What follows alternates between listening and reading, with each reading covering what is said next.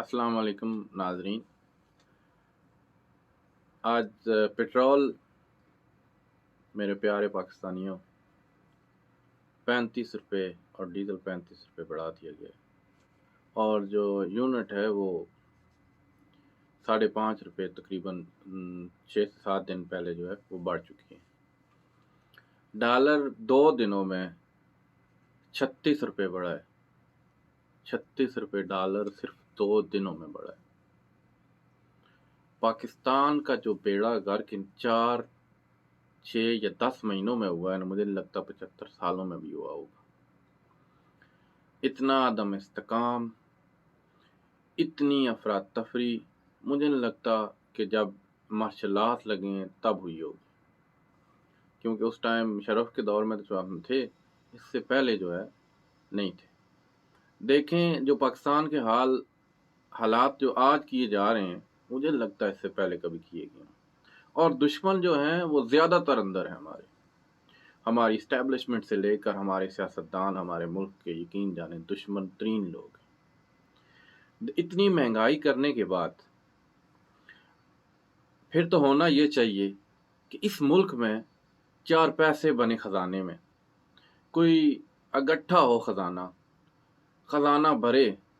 लेकिन बदकिस्मती ये है कि आवाम पिसती जा रही है इन 10 महीनों में। बिलखसूस आप अगर अप्रैल से पहले का सिस्टम देखें तो डॉलर 180 पे था, ज़्यादा भी कर लें तो, और पेट्रोल 150 पे था, डीजल भी इसी रेट पे था, और बिजली जो है जो यूनिट है वो 16 रुपये की थी।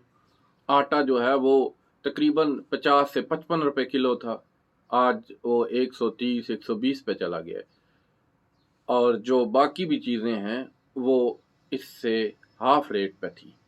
सारी चीज़ें वन टू ऑल। मैं पाकिस्तान में नहीं हूँ, आप इसका जायज़ा लीजिएगा।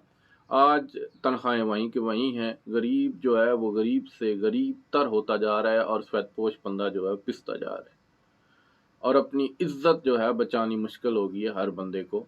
इतने हालात टफ और मुश्किल हो गए। इतने मुश्किल और टफ हालात के बावजूद अप्रैल में जो हमारा रिजर्व थे वो 17 अरब डॉलर थे, और आज वो 3.4 मिलियन यानी 3.5 अरब डॉलर रह चुके हैं। मुझे बताएं, इतनी महंगाई करने के बाद, इतना आवाम को जलील करने के बाद, फिर भी अगर हमारा जो डॉलर वाला रिजर्व है वो नीचे से नीचे ही जा रहा है, तो फिर क्या ये इस मुल्क से हो क्या रहा है? या तो ये होता है कि चलिए महंगाई की है, इतनी ज़्यादा लोगों को पीस रहे हैं, सब कुछ कर रहे हैं, तो हमारे जो रिजर्व हैं वो बढ़े, हमारे मुल्क का ख़जाना बढ़े, हमारे हालात जो मुल्क की गवर्नमेंट के हैं वो तो अच्छे हों। वो अब से अबतर होते जा रहे हैं, तो क्या फ़ायदा है इन पॉलिसीज़ का? ये वही जो चले हुए करतूस हैं हम बार बार ला रहे हैं, इस मुल्क का बेड़ा गर्क कर रहे हैं। हमारी जो इस्टेब्लिशमेंट है वो इनको बार बार वो तजर्बे करती है। इस मुल्क पे 75 साल हो गए हमारी इस्टेब्लिशमेंट को तजर्बे करते हुए। कभी इसको ले आओ, इसको निकाल दो, इसको ले आओ, इसको निकाल दो। ऐसे लगता है उनके बाप का मुल्क है और इसको तबाह करना ही करना है। उनने जो चाहे वो कर सकते हैं। ओ खुदा रहा यार, अवाम पे और इस पाकिस्तान पे रहम करो। अपनी बदमाशी और अना की खातर इस मुल्क का बेड़ा गर्क आपने 75 सालों में तो कर दिया है। जो बाकी जो थोड़ी बहुत कसर रहती है हमारी सलामती की, हमारी जो डिफेंस सिस्टम की, वो भी बर्बाद ना करो। जलील तो हम पूरी दुनिया में तकरीबन 75 सालों से ही हो रहे हैं, और जो अभी हो रहे हैं मुझे नहीं लगता कभी ज़िंदगी में हुए होंगे।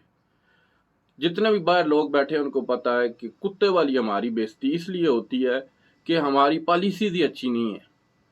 हम सारी ज़िंदगी पॉलिश करते रहे बूट, कभी अमेरिका के, कभी बरतानिया के, और कभी किसके। उसकी वजह यह है कि हमारी जो इस्टेब्लिशमेंट है वो बेसिकली उसका झुकाव उधर है, बरतानिया से लेकर अमेरिका तक। बस सारा सियासतदान तो खतपुतली ही होती हैं, पॉलिसी मेकर वही होते हैं। तो उन्होंने सारी ज़िंदगी पॉलिसी वही बनी। आज़ाद पाकिस्तान के लिए एक दिन की पॉलिसी नहीं बनी है 75 सालों में। सारी ज़िंदगी कभी अमेरिका की पॉलिसी फॉलो की हैं, कभी बरतानिया की, और कभी किसी और की। ठीक है, बस लोगों को खुश करते रहे हैं। पाकिस्तानी अवाम का हमने बेड़ा गर्क किया है।